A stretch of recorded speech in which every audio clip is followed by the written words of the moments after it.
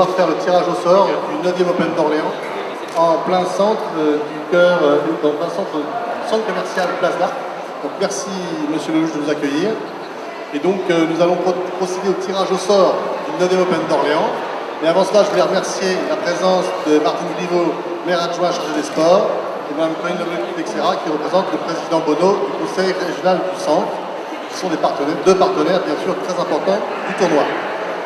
Didier Gérard et toute son équipe pour que Orléans se mette à l'unisson du tennis pendant toute une semaine, avec aussi un vrai souci de faire participer un maximum de personnes, beaucoup de scolaires également qui participent à l'événement. Saluer également le fait qu'effectivement cette année on est ici au centre commercial Place d'Arc. L'année dernière on inaugurait les cours de tennis au Parc Pasteur, donc c'est bien, ça change. L'année prochaine je ne sais pas, ce sera peut-être sur la Loire, pourquoi pas, en lien avec le festival. Et donc peut-être qu'il faudrait en faire un tous les ans le festival de Loire. Voilà, ça pourrait être une bonne idée, comme l'Open d'Orléans. Et puis donc on va souhaiter effectivement plein succès à cette très belle compétition qui s'est vraiment affirmée au fil des années comme un des grands rendez-vous du tennis en France et qui fait vraiment d'Orléans on peut dire une capitale du tennis pendant le temps de l'Open d'Orléans. Voilà, donc bonne continuation et puis on croise les doigts pour nos joueurs, que les choses se passent bien pour le tirage au sort. D'accord. So I'd like to welcome you on the draw ceremony of Open d'Orléans. I have here, it's number 5, numéro 5, Nicolas Mahut. Nicolas Mahut is going to line freeze the cue. Dustin Brown. Dustin Brown, notre germano-jamaïcain. C'est un très beau tirage pour Radek Stepanek.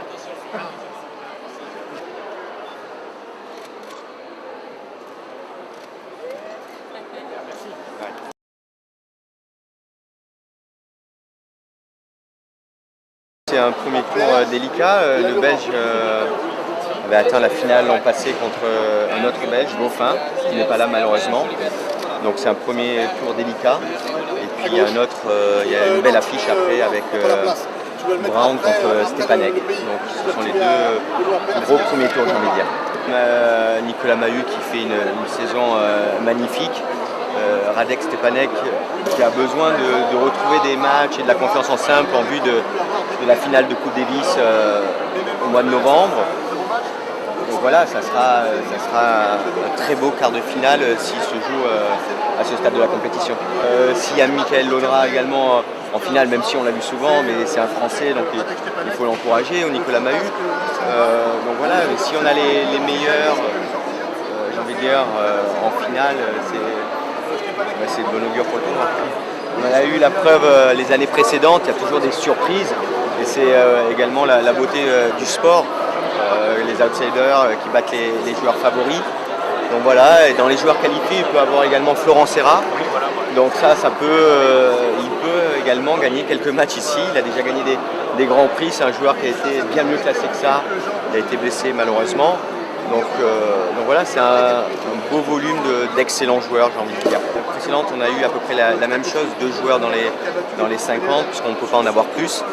Et puis après, un bon volume de joueurs, voilà, entre, j'ai envie de dire, 60 et 120. Donc c'est un niveau vraiment très intéressant.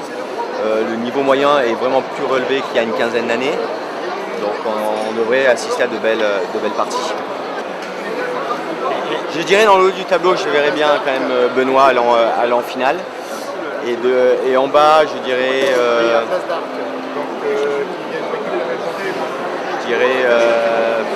Stepanek, il y en a 3, donc c'est difficile.